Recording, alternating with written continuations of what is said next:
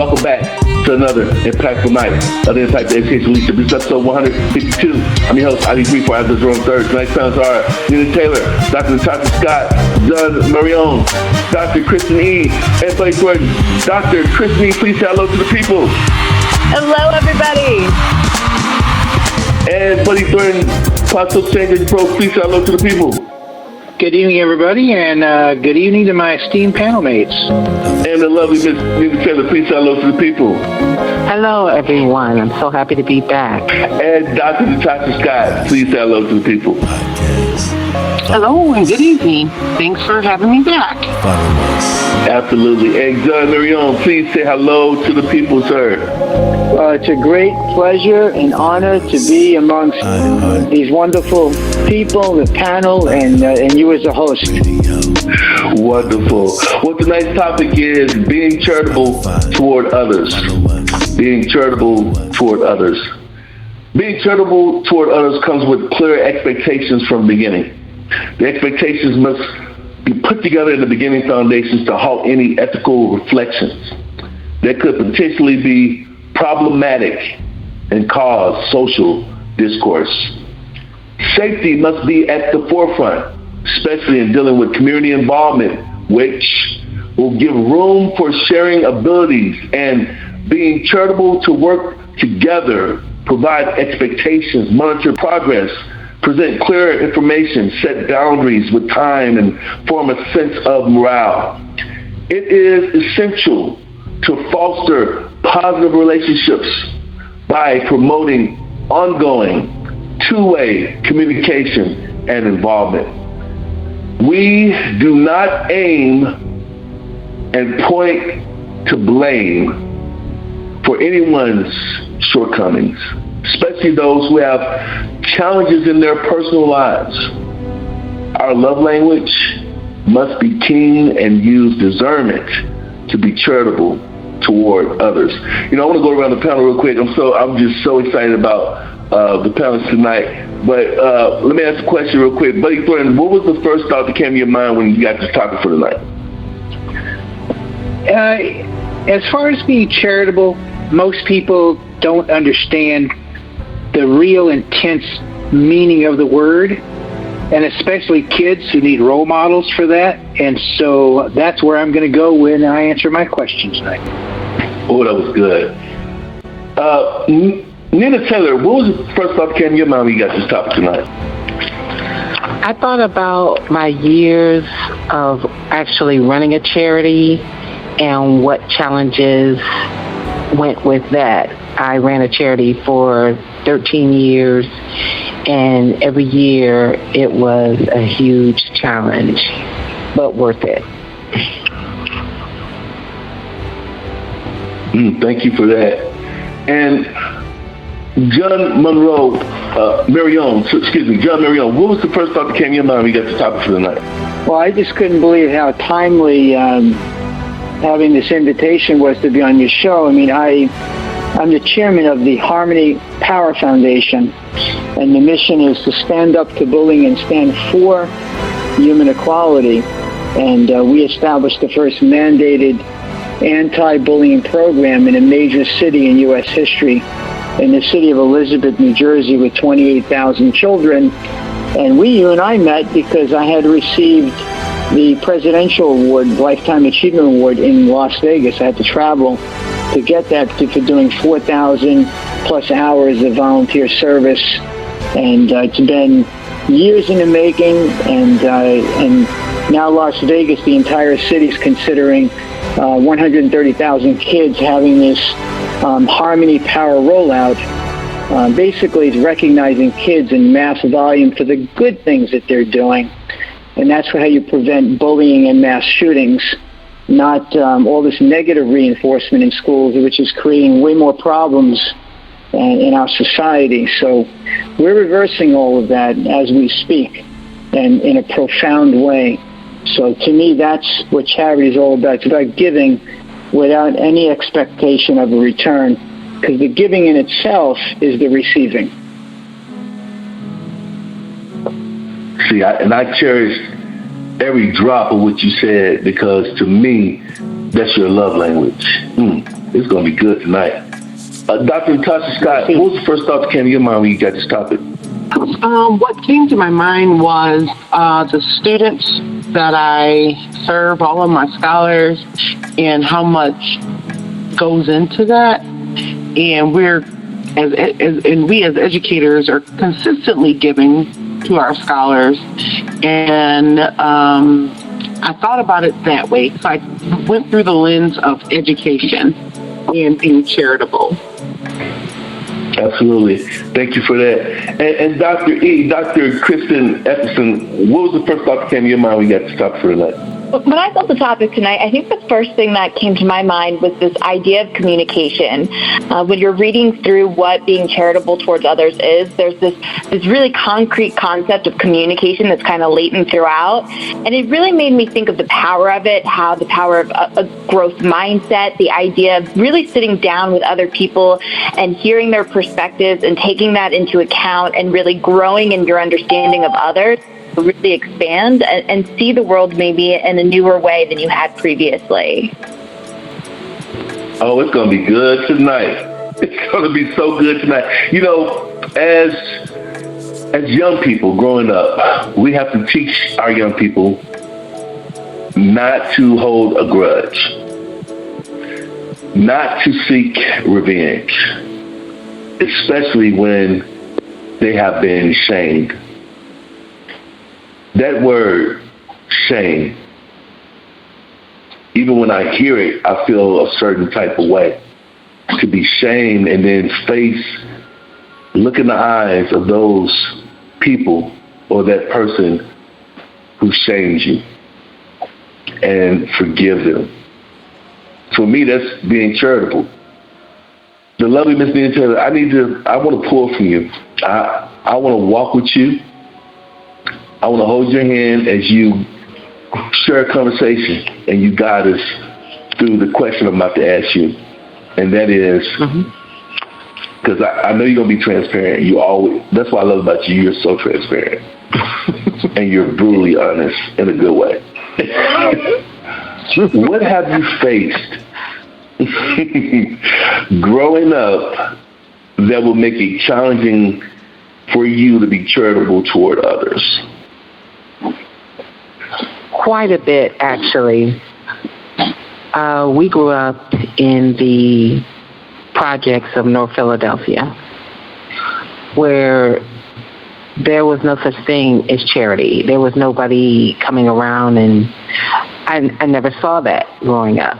So I knew really nothing about it until I was a lot older. And like I mentioned earlier, I took over a charitable organization and ran it for 13 years. When we first began it, my thinking was, okay, who has money? I need it. Let's go to the major corporations who have millions. Let's go to the mega churches. Doors slammed in our faces. We didn't become successful at this event until we learned who were the givers. The givers turned out to be the church on the corner. It has 30 members. 10 of them are family. The church where half the members are riding the bus there. Their thinking was, you reap what you sow. Some of the smaller businesses were, wanting to build their popularity, so they were more likely to give.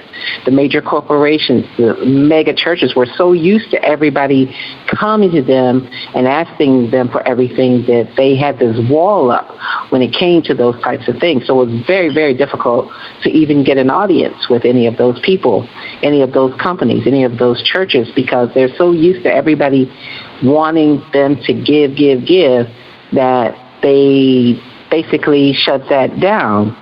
So we kind of built, I didn't want to go to a church that was struggling. I didn't want to go to a business that was new.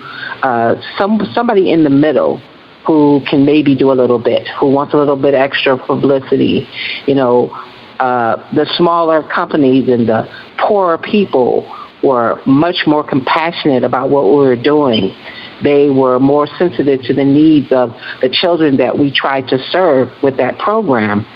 So they were more likely to give. Where the larger the company, the bigger the congregation, they were like, oh, somebody else here asking us for money, give me a break.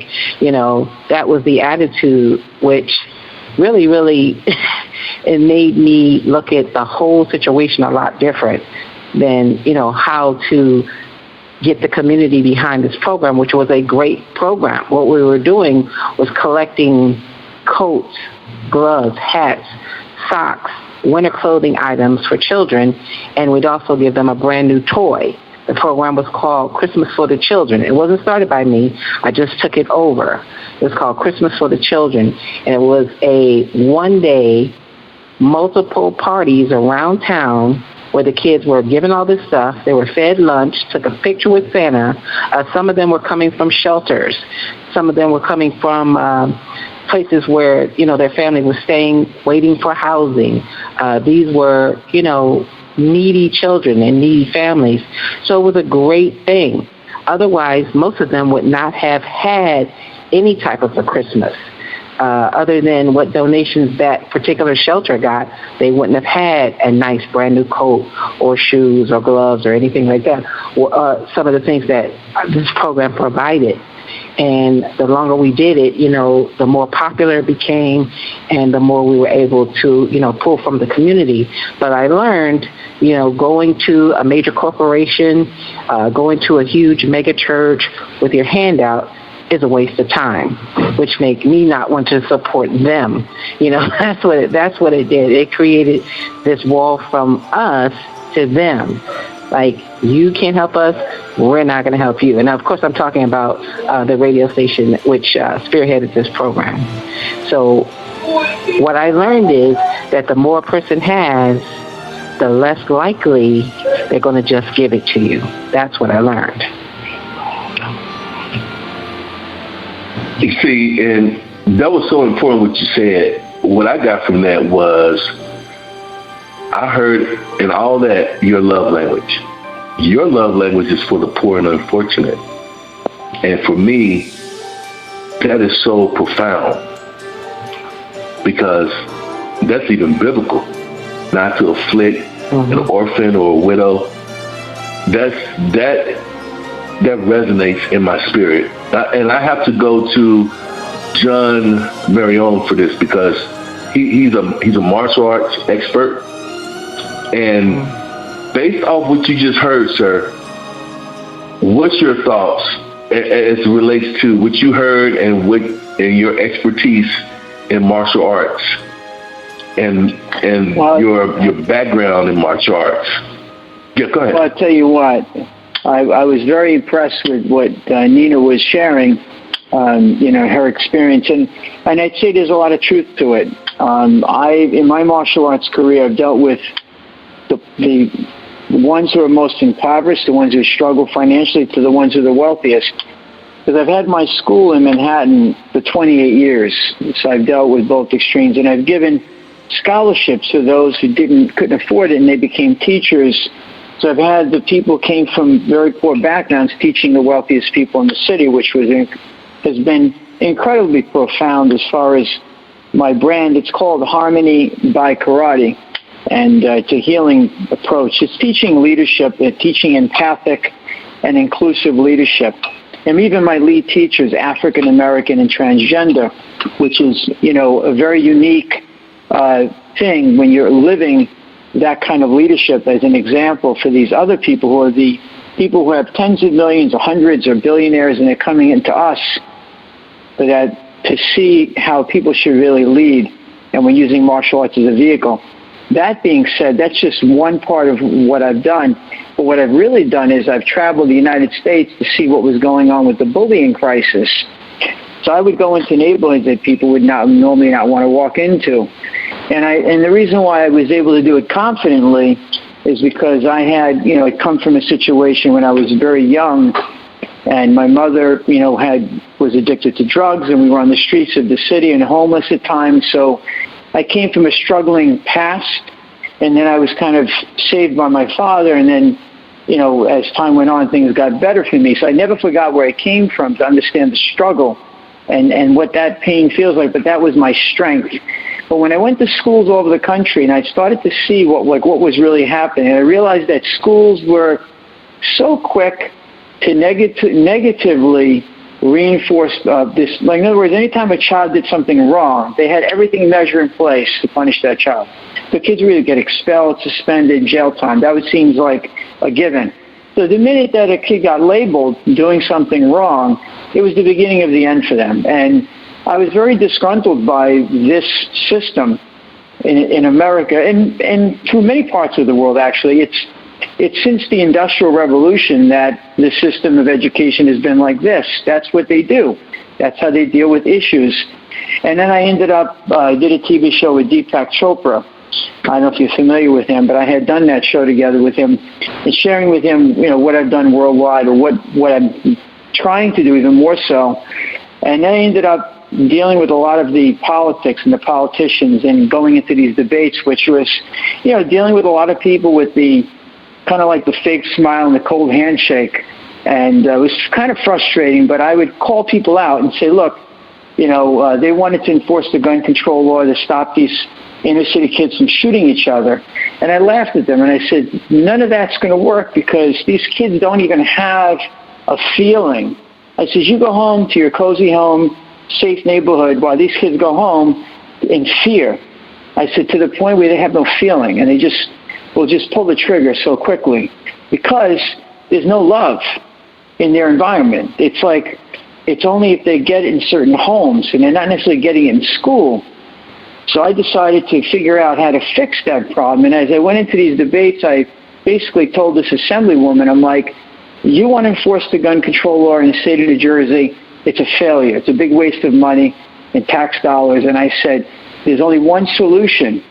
And she's like, what's that? I says, we have to do the opposite. We have to mandate something for positive behavior to make sure that positive behavior comes out of these kids, that they're doing things with their gifts and talents and things that they love so they can believe in themselves and have that self-love and perpetuate that into society.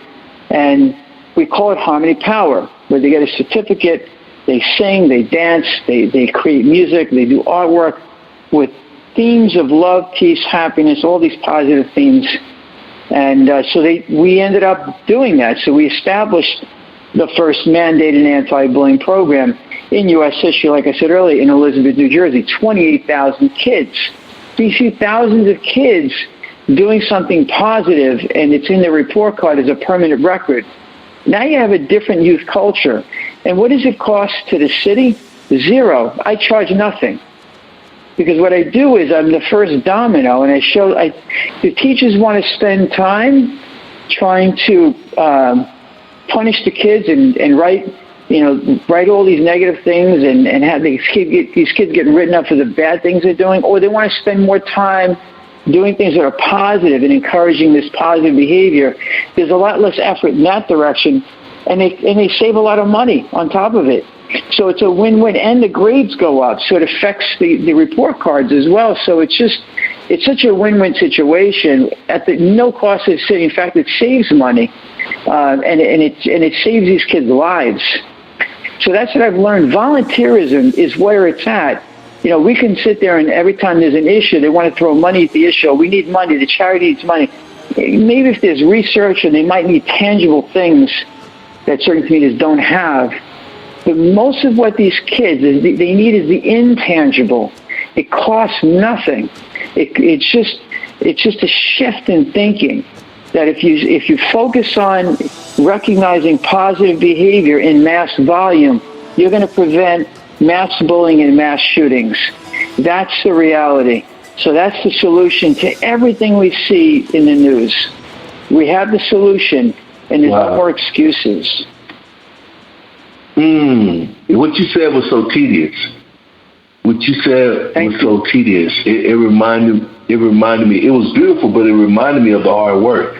It reminded me of getting a whole bunch of cables, audio cables that's mixed all in, compact, and then you got to unravel all those cables so you can use them.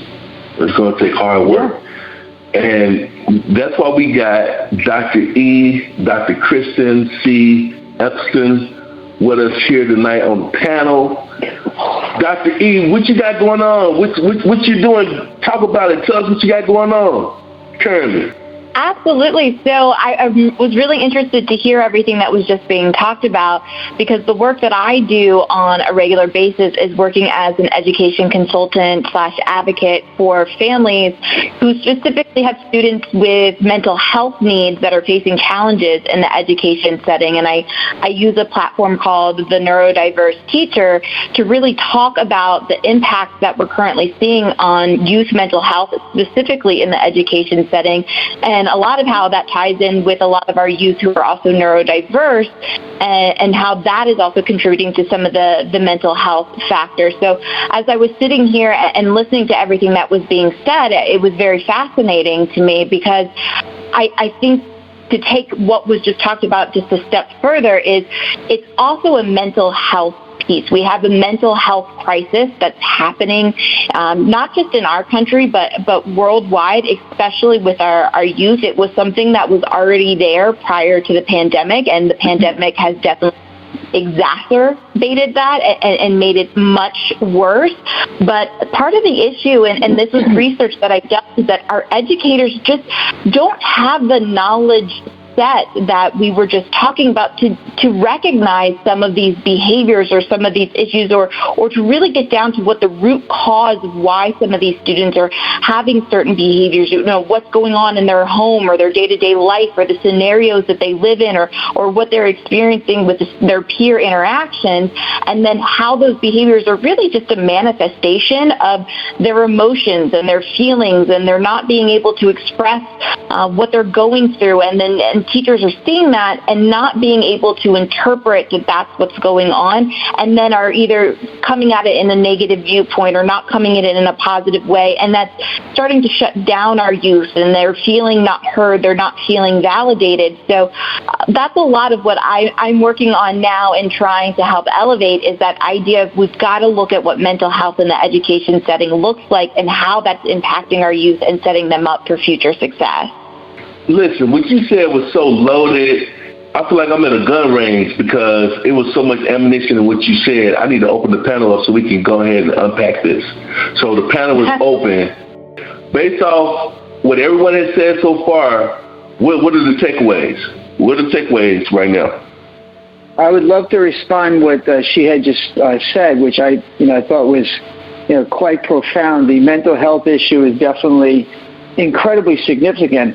But the root cause of these mental health issues is either parental or peer bullying, period. If you go to any prison and you research the background of all these prisoners, and I've known people, I've trained people that work in the prisons, all of that is from bullying, right? So if someone either verbally or physically are suppressing you, it creates bipolar, it creates narcissism, it creates all of these things that kids are experiencing at a young age, and they grow into these, either they're saved or they become criminals, right? So love is the cure for a lot of that. It can really turn kids' lives around. And in my martial arts practice, I've dealt with people with every type of mental struggle, but the heart, the way when somebody feels love, it can really help them deal with anger issues and all this instability.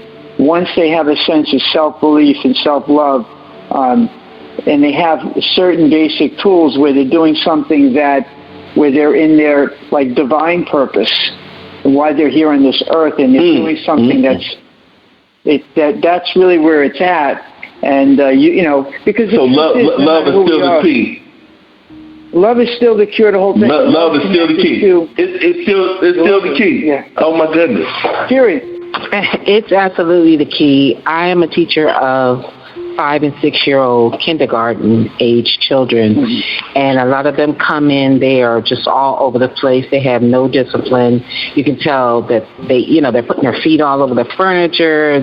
Their mouths are just all over the place, and in about 30 to 90 days, they understand what respect is.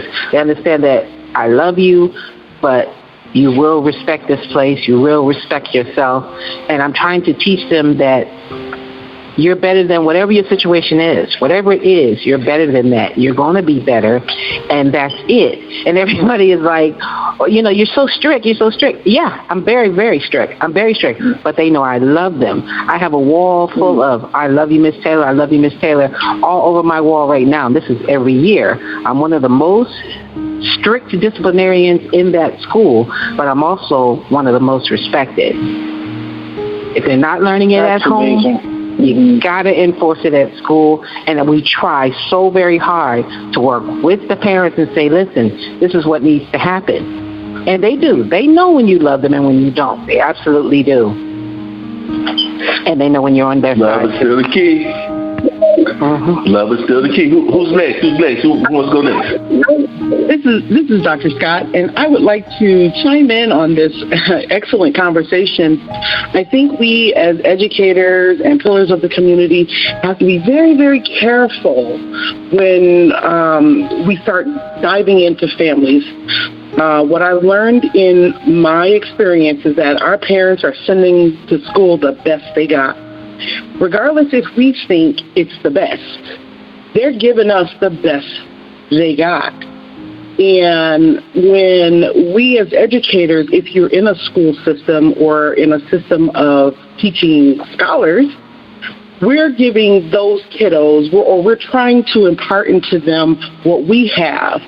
But at some point, we as educators are being depleted as well, and we still have our own families to impart into, but we're still giving all the love we can to our scholars that we see on a day-to-day basis. So when I think about that charitable part, I can think back to what started my shoe ministry. I had some kiddos come to school and, like one of our panelists said, about the bullying part. It was me trying to be proactive because this particular kiddo had, tattered and torn shoes. The shoes were atrocious. And no day did the kiddo come to school with either a matching pair or a pair that fit or whatever. And one day I just took it upon myself to just ask him, is that the best you have, those shoes? And he said, well, this is all I got. And I did the best I could with measuring. I made my own little makeshift. And I ran out that evening to get a pair of shoes for this kiddo. That next day when he came to class, his eyes lit up. And that was the beginning, I don't know how many years ago that was, but that was the beginning of my shoe ministry for my kiddos that would come to school with ratted and torn shoes, like from day one. It wasn't like something that just sort of kind of occurred, but they came to school that way. And I always made sure that they had a pair of shoes. And that was my charitable giving. And at the end of the day, I know I get it. I hear it. Oh, well, if you don't give it to me, I'm not going to give it to you, whatever. At the end of the day, we can't beat God giving. At least when you think you have, He will do you one better. So that part right there for me in charitable giving is I'm going to give nonstop.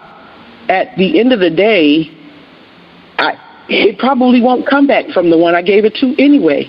But it's going to be that moment that I needed something. Those are seeds that are planted.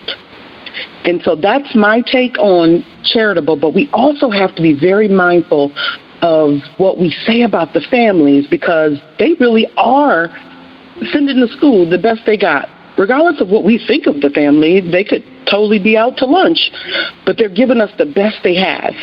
And then we're trying to transform that when we have those kiddos with us so that they conform more so to society. Yes. That was so powerful and beautiful. And you got me teary-eyed over here, and my nose is watery, and my eyes are watery. I'm just a mess right now. Let me go back to Dr. E. Dr. E, what can educators do? What can educators do to monitor and demonstrate a role play being charitable toward others, especially during this post-COVID-19? Now, I say post-COVID-19 but we get a new variant every 3 months. Anyway, what can we do as educators? What's your thoughts?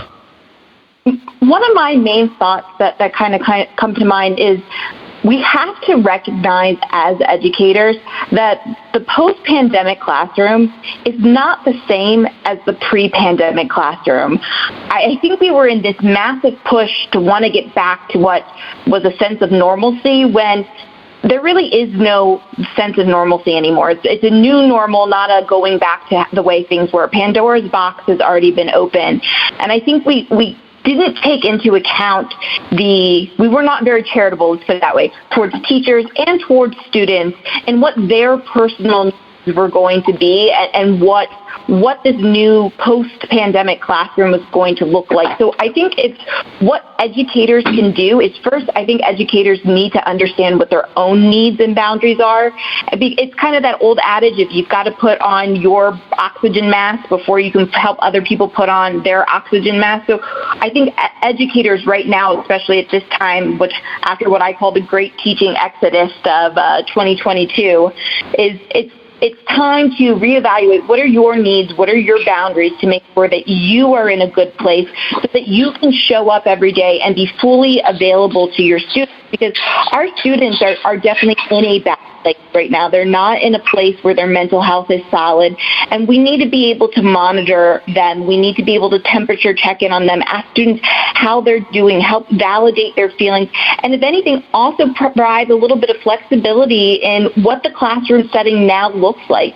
Students got used to 2 years of being able to get a snack or get up and move, or, I can do my work while I'm sitting on a beanbag chair listening to music now. We've got to incorporate some of that flexibility back into the classroom and make learning not just this sit in a row, raise your hand type of one-size-fits-all, really open it up in some flexibility and meet different children's needs where they're at so there could be a love of learning. And I think if that happens, that's not only meeting their social emotional needs, but I think it will help teachers and being able to meet their social emotional needs and really feel like they're creating this classroom that essentially is a charitable classroom, because there's communication, there's boundaries set, and it's really that two-way street of making sure that you're fostering an environment of growth and change and love. Lord have mercy. One word to describe all of what you said, and it starts with a C, and that word is community. Mm-hmm. Community. Absolutely. Y'all got me crying over here. Listen, Buddy Thornton, what's your thoughts? Because I'm messed up already. We hadn't even, look. This is beautiful. Buddy, what's your thoughts from what you heard so far? What's your thoughts right now? Well, so far, everyone in the panel has exhibited an incredible amount of love for children. And one of the things about being charitable is if you don't embody the spirit of love, how can you give love to anybody else? That would be my biggest response to everything that's been said so far. Thank you for that, sir. Whew. John, I know you're going to mess me up again. That's all right. I'm ready for you, sir. Please. Bring it. What are some potential goals that organizations might campaign to be charitable toward others? That's my question for you. Well, for me, what campaigning is, we have one major city that's undergone, even during COVID, people were doing good things within their community just from their house. So it just shows what's possible. And, this panel is really extraordinary. I got to tell you, it fills my heart to hear people who think like me doing what they do.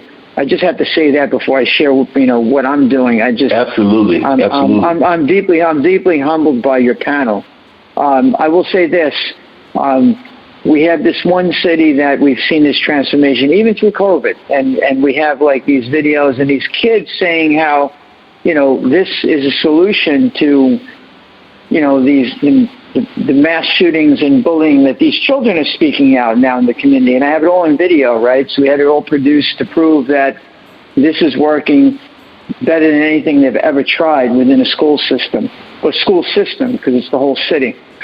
And then Vegas is, I should have an approval this week with 130,000 kids. And then in Florida is another place where there's a county with several cities, and they're in the talks right now. That this has just happened today. So it's kind of moving very quickly, Harmony Power.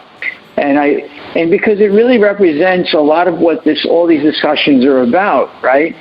You know, then there was you had one person talk about the tough love and having these loving boundaries. And then I heard somebody talk about how not to be critical with parents, like, because parents are doing the best they know how. They only know what they were taught.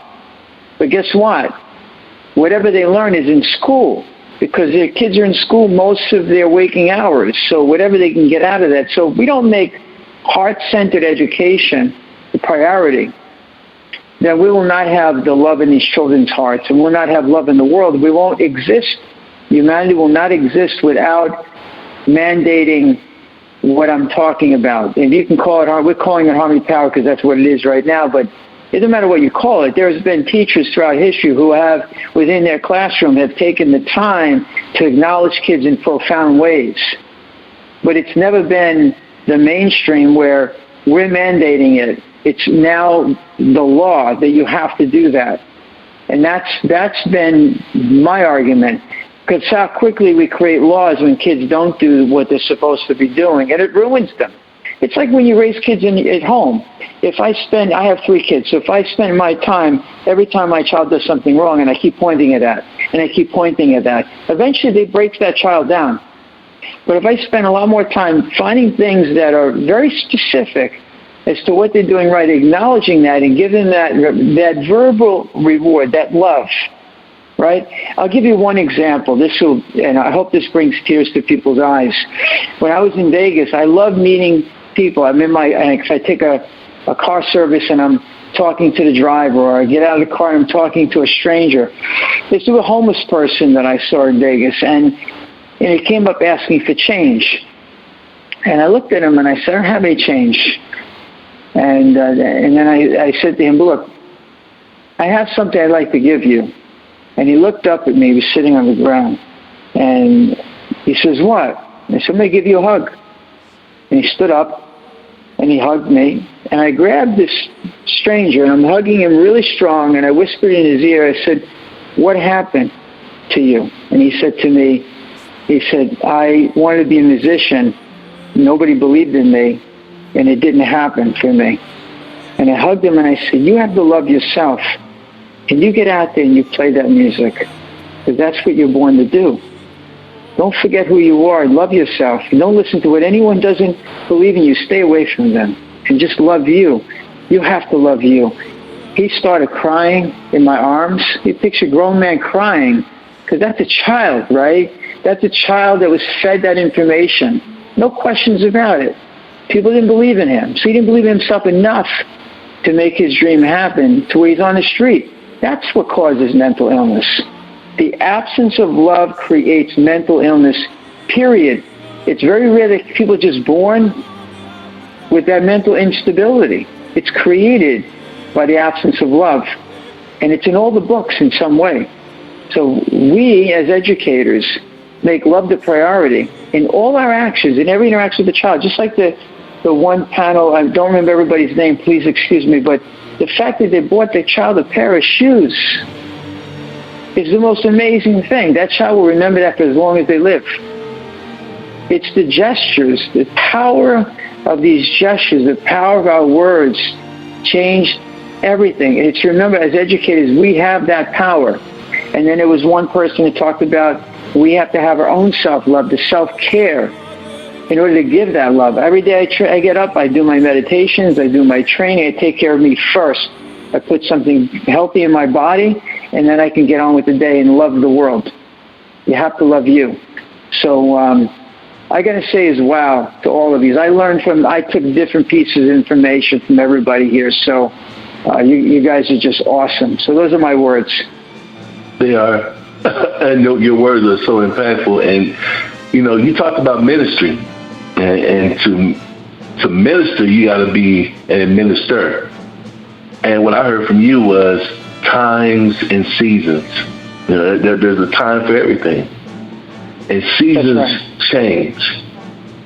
They change. There's nothing you can do about it because seasons are cyclical. I want to go to Buddy Thornton. Yes. And I want to pull from him because I could feel, Buddy, I could feel you. And you're probably crying on the inside right now. And I feel it because I know you so much. I've traveled with you across the country. And I know you, man. You're my brother.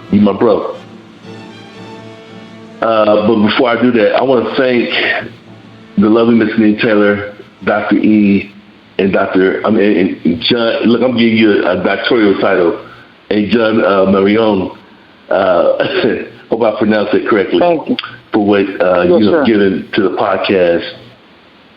Buddy Thornton, I know this is a lot, but I know you can handle it. What is the benefit of being charitable toward others? We've heard the discussion so far, but I want you to break it down for us. What's the big hoopla about being charitable in the first place? Why is it so important? Well, from the perspective of society as a whole, and being a positive social change agent means that God gave me a mission to always look at the social perspective, no matter what the topic is. Being charitable is a foundational component that is lacking, and we all know that it's lacking. Let's not kid ourselves.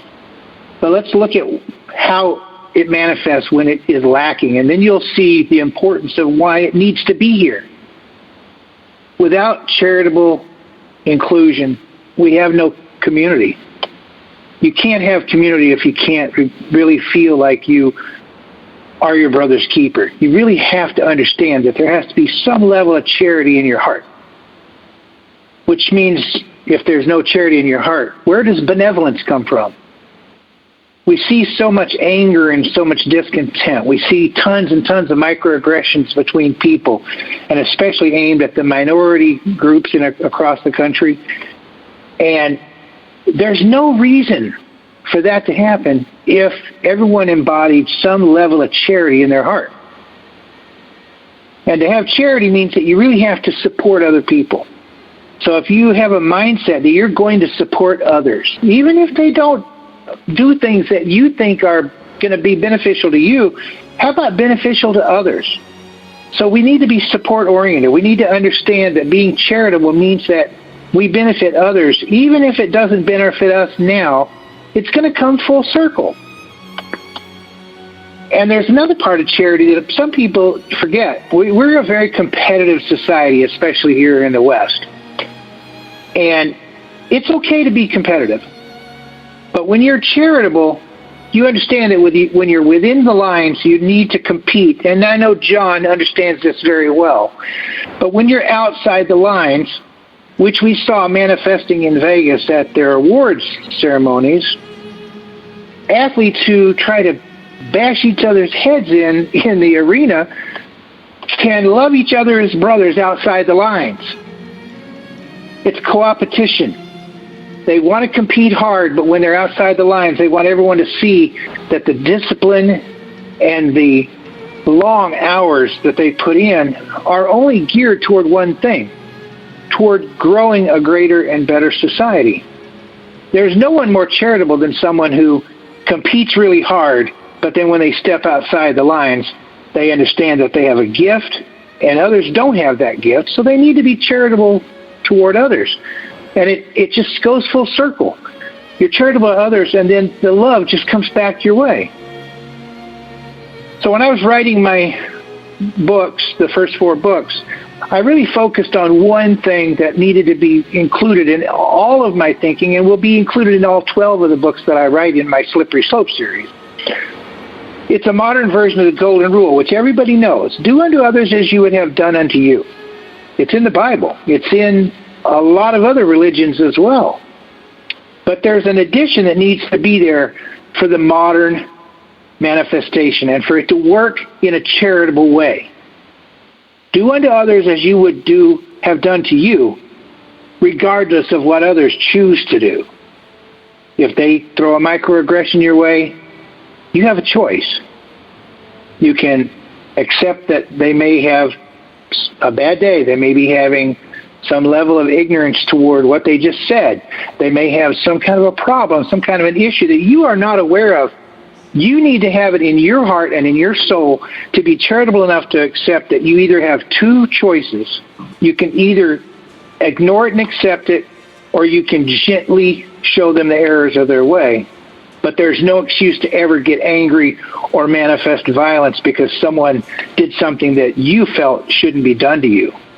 The Golden Rule is powerful, but it's only powerful if it manifests in the correct way. That's the benefit of being charitable to others.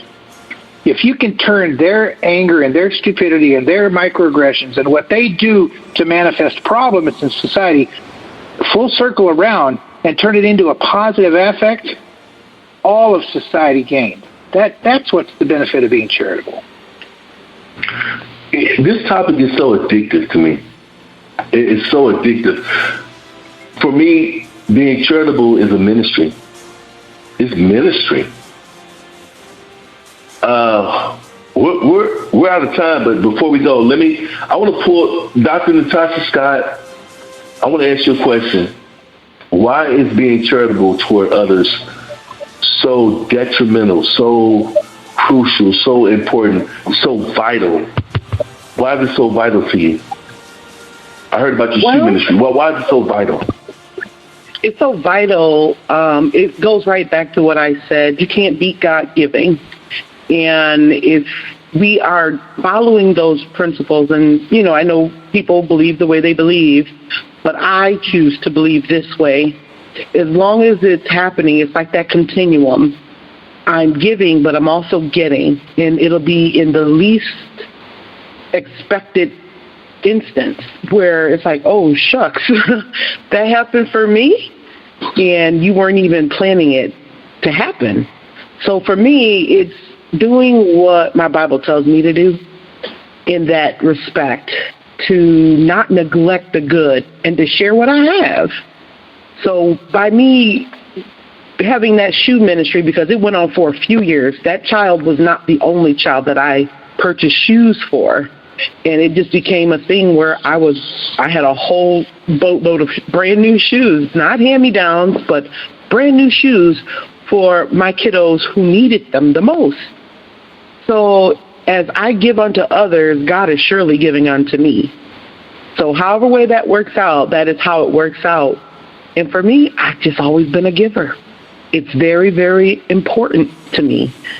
So I'm not stingy by any means, by any means of the word.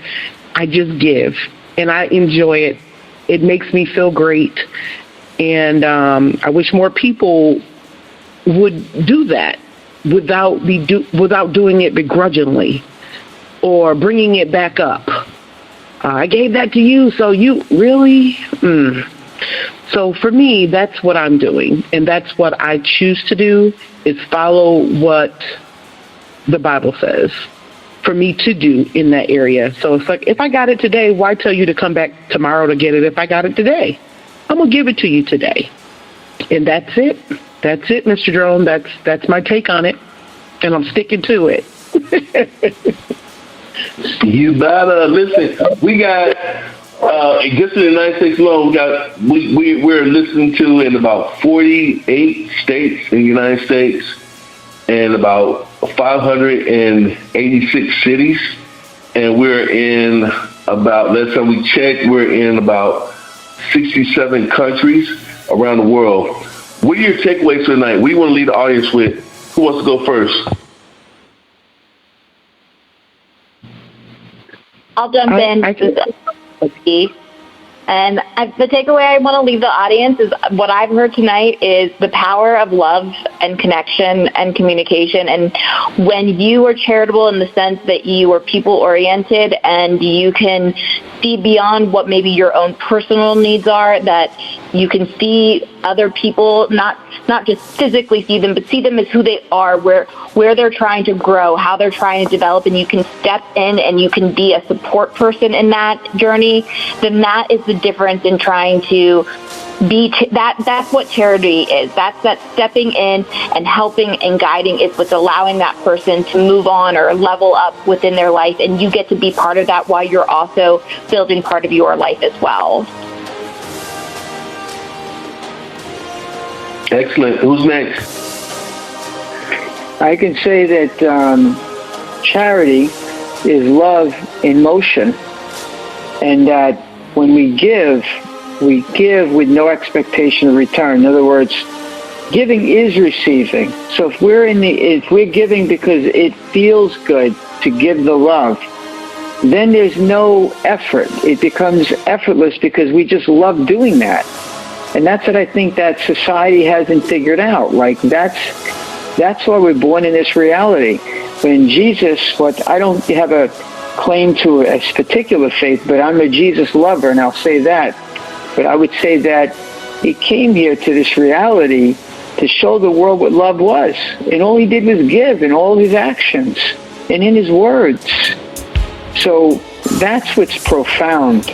And I feel that if we live in that way, then we will be in that heaven that Jesus was talking about right here on earth. It is as simple as that. Beautiful, sir. Who's next? My mind, this is Nina, just refers back to there was a football player here in town who was heading down the wrong road, just getting in trouble all the time, was on the verge of heading to the juvenile prison or possibly the graveyard. And a coach reached out to him only because of his size and said that, I think you'd be great at football. And he had never played in his life. And he was just telling some troubled kids, that because that one person reached out to him and cared about him and said, why don't you come and see how you like football? We'd love to have you on the team. And him caring that much to try and pull him in like that just completely turned his life around. And I'd like to think that, some of these kids who have whatever issues they had wrong with them, who went and tried to hurt people in schools, that, if somebody maybe had reached out to them, maybe it would have, made a difference in their lives. And that's why I try to reach as many that I can in the short amount of time that I have with the kids, to let them know that, they are loved, and you can be anything that you want to be, and that you're great regardless of what's going on in your home. Ooh, this is a tearjerker. Who's next? My takeaway, this is Dr. Scott. My takeaway from this evening, based on our panelists and the things that they've had to say and share, is do unto others as you have them do unto you. It's very beneficial to do so, and that's my takeaway. It sounds like this is like the ultimate act of love. If we say we love someone, what are we doing to show it? Because love is an action. Yes? So that's my biggest takeaway this evening. I think the most important thing people need to remember is that you can wrap up everything that was said tonight by the concept of universal positive regard. Just care about other people. Love other people. The Great Commandment said, love the Lord thy God with all thy heart and thy soul. It also said to love thy neighbor as you love yourself. So if you can't embody that, what are you doing? That's my takeaway. Of education.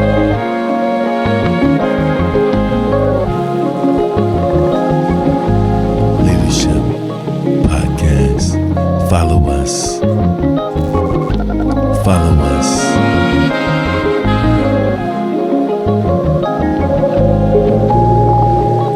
Follow us. iHeart Radio. Follow us. Spotify. Follow us. Follow us. Apple Podcasts. Follow us.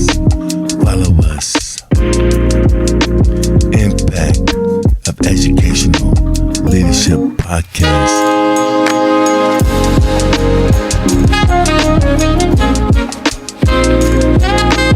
Facebook.